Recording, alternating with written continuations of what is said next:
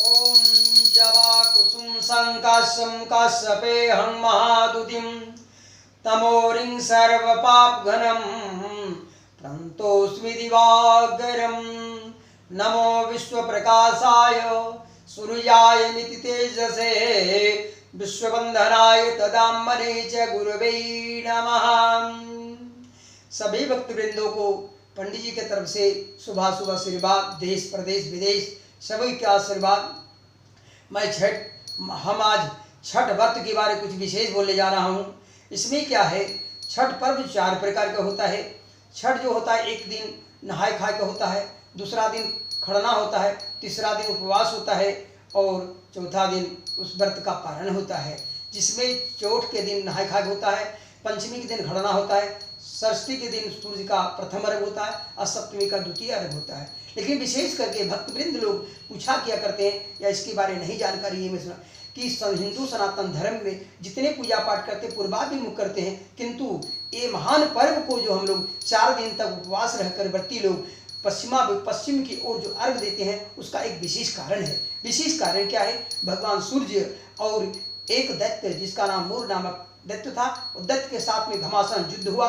जब युद्ध होने लगा तब बहुत दिनों तक युद्ध चलता रहा। चलते चलते चलते क्या हुआ कि जो है सो मतलब दिनों भर जब युद्ध करने लगे तब क्या हुआ, भगवान सूर्य के बेटी षष्ठी, सूर्य के बेटी के नाम है षष्ठी, सूर्य इसलिए उसका नाम पड़ता है सूर्य षष्ठी। तो षष्ठी बोली हे दानव को भी समझाई और भगवान सूर्य को भी षष्ठी समझाई है और कही है, यही बोली है कि आप लोग जो है सो मतलब युद्ध करते करते अब थक गए होंगे, इसलिए संध्याकालीन हो गया।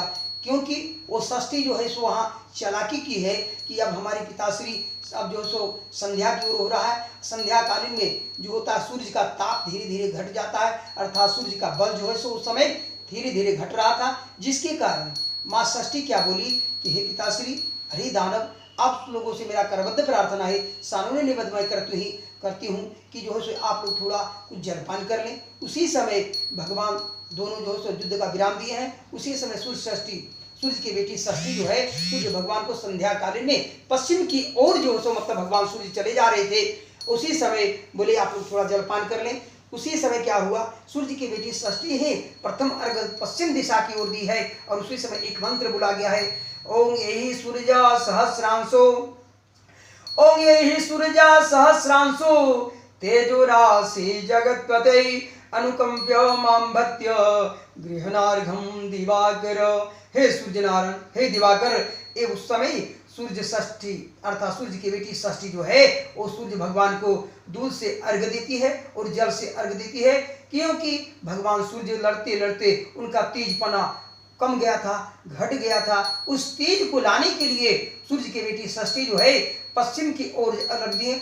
उसके बाद क्या हुआ, दोनों देव और दानव में दोनों युद्ध जब हो गया, सूर्य और मूर्ख नामा राक्षस में जब युद्ध हुआ तो मूर्ख नामा राक्षस को भगवान सूर्य वहां बद्ध कर देते हैं। अब बद्ध कर देने के बाद क्या होता है, रात्रिर्गमिष्यति भविष्यति सुप्रभातम भास्वानिदिष्यति हसिष्यति पंकज श्री। रात को बीत जाने के बाद जब प्रातः काल हुआ तो वो राक्षस को जो मार दिए, इसके कारण से उनके विजय जुलूस के रूप में भगवान सूर्य को सारे विश्व के अखिल ब्रह्मांड की देवी देवता लोग से नर नारी लेकर सब कोई भगवान सूर्य को प्रातः काल सप्तमी के तिथि के दिन जो सो प्रातः काल उनको सूर्य का अर्घ दिए हैं और सबको बोले, एहि सूर्य सहस्रांशो तेजोराशे जगतपति अनुकंप्य मां भक्त्या गृहणार्घम दिवाकर।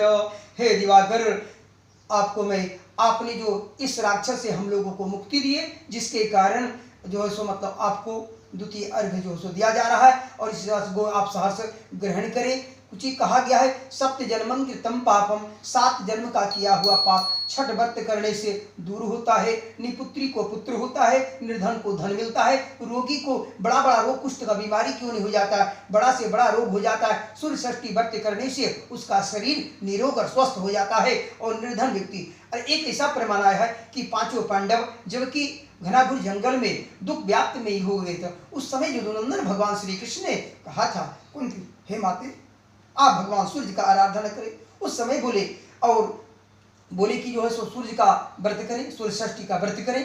तो बोले हे कन्हैया, हे यदुनंदन, हम लोग तो निर्धन हो चुके हैं, हम लोग के पास कुछ नहीं बचा। उसी समय उनको भगवान कृष्ण बोले कि हे बुआ, आप जो है सो मतलब जंगल का फल फूल लेकर के डाली में डाल करके और जो अर्घ दान दीजिए। बोले कि खड़ना कैसे करेंगे हे कन्हैया, खड़ना करेंगे तो करेंगे कैसे। उसी समय क्या होता है कि छठ पर्व में जो हम लोग धान कूट करके और चावल निकालते हैं, उसी तालाब के किनारे जो धान उगता है, उसी धान का जो है सो लोग लाए हैं पांचों पांडव, और ला करके उसको कूट करके उसके बाद उसको चावल बना करके उसका पायस बना करके और भगवान सूर्य को वो लोग नैवेद्य के रूप में, प्रसाद के रूप में चढ़ाए हैं, भोग लगाए हैं। और उसके बाद माता कुंती वहाँ पर जो है सो मतलब खड़ना किए, और दूसरे रोज वो जंगल में से जो फल फूल है वही फल फूल को ला करके वो डाली में दे करके भगवान सूर्य को, दिवाकर को अर्घ दान दिए और बोले हैं यही सूर्य सहस्रांशो तेजुरासे जगतपते अनुकंप्य मां भक्त्या गृहनार्घं दिवाकर।